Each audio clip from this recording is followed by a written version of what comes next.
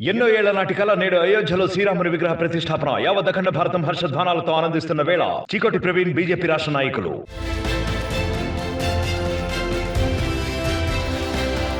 బీహార్ ముఖ్యమంత్రి నితీష్ కుమార్ మళ్లీ బీజేపీ వైపు చూస్తున్నారు. ఇండియా కూటమికి ఆయన త్వరలోనే టాటా చెప్పి ఎన్డీఏ గూటికి చేరుతారన్న వార్తలు గుప్పమంటున్నాయి. ఇప్పటికే ఇండియా కూటమిలో చైర్పర్సన్ పదవిని దక్కలేదన్న ఆకస్తో ఉన్నారు నితీష్ కుమార్. అందుకే కన్వీనర్ పదవి ఇస్తామన్నా ఒప్పుకోలేదు. ఇండియా కూటమి ఇటీవల నిర్వహించిన భేటీ తర్వాత నుంచి ఆయన వ్యవహార శైలిలో మార్పు వచ్చిందంటున్నారు రాజకీయ విశ్లేషకులు.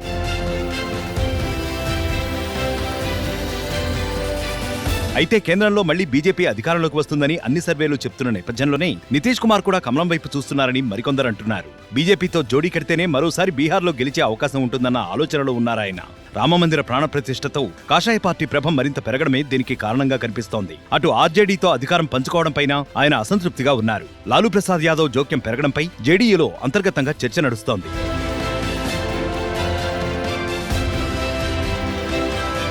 జేడీయూ పార్టీలోనూ అంతర్గత కుమ్ములాటలు కూడా మొదలయ్యాయి. జేడీయూ అధికార ప్రతినిధి సునీల్ సింగ్ పార్టీ సభ్యత్వానికి రాజీనామా చేశారు. శ్రీరాముని ఆదేశంతోనే తాను నిర్ణయం తీసుకున్నట్లు చెప్పారాయన. సునీల్ సింగ్ బీజేపీలో చేరుతారని తెలుస్తోంది. జేడీయూలో మరికొంతమంది కూడా సునీల్ బాటలోనే నడిచే అవకాశం కనిపిస్తోంది.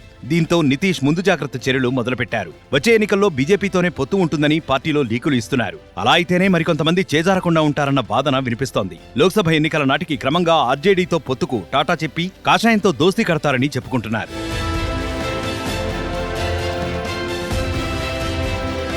సావనైనా సస్తాగాని బీజేపీతో మళ్లీ కలవనని గత ఏడాది మొదట్లో స్పష్టం చేశారు నితీష్ కుమార్. అలాంటి ఆయన కమలం పార్టీతో మళ్లీ పొత్తు పెట్టుకుంటారన్న వార్తలు ఏ మేరకు నిజమో చూడాలి. అయితే పొత్తుల విషయంలో జేడీయూ అధినేత ఎప్పుడెలా మారతారో ఎవ్వరూ ఊహించలేరు. ఇది గతంలో ఎన్నోసార్లు రుజువైంది. ఎన్నికలు వచ్చేసరికి మాటలు మార్చడంలో సిద్ధహస్తుడిగా నితీష్ కుమార్ కు పేరుంది. ఈ నేపథ్యంలోనే బీహార్ రాజకీయాల్లో ఏమైనా జరగొచ్చని తెలుస్తోంది.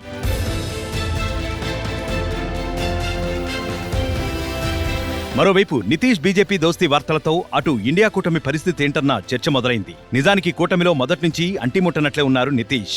ఏదో మహ్రూగఢ్ బంధంతో కలిసి అధికారంలో ఉన్నారు కాబట్టి ఇండియా కూటమిలో చేరారు అన్నట్లే ఉంది ఆయన వ్యవహార శైలి. దానికి తోడు కూటమి చైర్పర్సన్ పదవి కూడా నితీష్ కు దక్కలేదు. అటు కన్వీనర్ పోస్ట్ ఇస్తామన్నా అక్కర్లేదని చెప్పేశారు. తాజాగా అయోధ్యలో రామమందిరం ప్రారంభోత్సవం కూడా జరగడంతో బీహార్ రాజకీయాల్లో పెను ప్రకంపనలు తప్పవన్న సంకేతాలు కనిపిస్తున్నాయి.